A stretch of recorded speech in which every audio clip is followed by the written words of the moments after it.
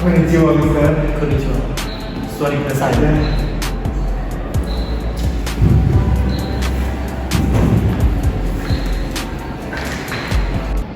Konnichiwa, Mr. Hitaro. Konnichiwa. Saya Mr.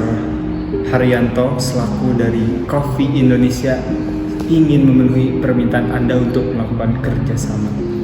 Saya selaku perwakilan dari Japan Tech juga memiliki tertarikan untuk kerjasama dengan perusahaan Anda.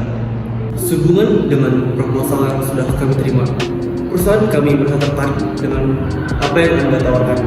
Tapi untuk lebih jelas, apakah Anda bisa menjelaskan kepada saya mengenai kerjasama tersebut? Ya, oke, baik. Jadi Mr. Hitori, terkait kerjasama yang akan kami berikan yaitu terkait di bidang industri perkebunan kopi. Jadi kami memiliki produk kopi yang sangat unggul, namun kami masih memiliki minim dalam mesin industri kopi, sehingga saya melihat perusahaan Bapak yang bergerak di bidang industri tertarik untuk meminta kerjasama untuk produksi mesin kopi kita, Bapak. Setelah melihat proposal yang Bapak ajukan dan mendengar paparan yang tadi Bapak jelaskan, perusahaan kami sangat tertarik dengan kerjasama dengan Bapak. Namun, apakah benefit yang kami dapatkan ketika kami membantu proses produksi pada perusahaan Bapak? Iya, baik, terima kasih Bapak. Mungkin untuk benefit yang nanti bakal saya kasih terhadap perusahaan Bapak itu, tentunya saya akan memastikan produk kopi yang berkualitas dan unggul, dan tentunya saya juga akan memastikan bahwasanya pasar global akan kami kuasain dengan bantuan teknologi dari Bapak. Taruh teman-teman, nah itu merupakan salah satu ilustrasi negosiasi internasional. Nah teman-teman udah tahu belum sih negosiasi internasional itu apa? Yuk ikut aku.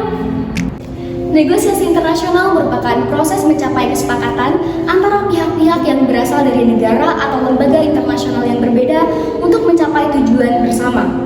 Negosiasi internasional dapat terjadi di berbagai bidang, seperti bidang perdagangan, diplomasi, ekonomi, politik, dan lain-lain. Negosiasi internasional melibatkan proses interaksi dan komunikasi antara berbagai pihak yang memiliki tujuan yang berbeda, namun memiliki kepentingan yang sama, yaitu mencapai kesepakatan yang saling menguntungkan antara kedua belah pihak. Nah teman-teman, ada beberapa hal yang perlu kita ketahui yang boleh dilakukan dan tidak boleh dilakukan ketika sedang melakukan negosiasi internasional.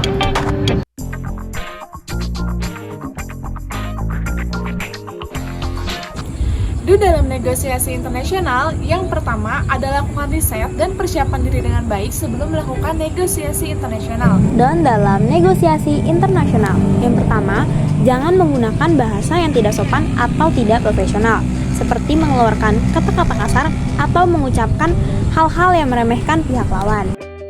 Yang kedua, buat rencana yang jelas dan terstruktur mengenai tujuan dan strategi negosiasi. Yang kedua, jangan memaksakan kehendak atau memaksakan keputusan tanpa memberikan kesempatan bagi pihak lawan untuk berbicara dan memberikan pandangan mereka. Yang ketiga, jadilah jelas dan lugas dalam berkomunikasi. Hindari penggunaan bahasa yang ambigu atau merendahkan pihak lawan. Yang ketiga, jangan membawa perasaan personal ke dalam negosiasi. Hindari mengambil sikap emosional atau menyerang pihak lawan secara pribadi. Yang keempat, berikan waktu yang cukup bagi pihak lawan untuk menyampaikan pandangan mereka. Yang keempat, jangan berbohong atau menipu pihak lawan, karena ini dapat merusak reputasi dan hubungan bisnis yang terbangun. Yang kelima, fokus pada masalah atau isu yang dibicarakan, jangan mengambil sikap normal atau personal yang menyerang pihak lawan. Ketidakpercayaan atau sikap negatif terhadap pihak lawan, karena hal ini dapat memperburuk situasi dan memperlemah kemampuan untuk mencapai kesepakatan. Yang keenam, jangan mengambil keputusan yang terburu-buru. Pertimbangkan dengan baik setiap tawaran atau opsi yang ada. Yang terakhir, jangan terlalu cepat memberikan penawaran, tetapkan batas negosiasi, dan tetap berpegang pada tujuan negosiasi. Yang ketujuh, jangan terlalu memaksakan tujuan atau persyaratan yang tidak realistis atau tidak memungkinkan untuk dipenuhi oleh pihak lawan. Nah selanjutnya ada pula tahapan negosiasi internasional. Yang pertama adalah persiapan. Pada tahapan ini, Para pihak yang bernegosiasi harus mampu mengumpulkan informasi dan data sebanyak mungkin mengenai isu atau konteks yang akan diangkat dalam proses negosiasi. Yang kedua, kontak pertama. Tahapan kedua ini adalah proses di mana kedua belah pihak bertemu secara langsung.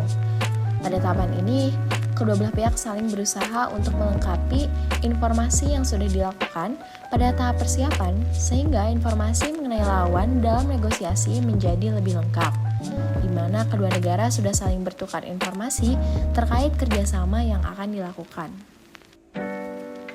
Yang ketiga adalah konfrontasi dan perdebatan. Tahapan ini menjadi penting karena pada tahapan ini pula kedua belah pihak akan saling berdebat dan beradu argumentasi terhadap segala sesuatu yang perlu dinegosiasikan.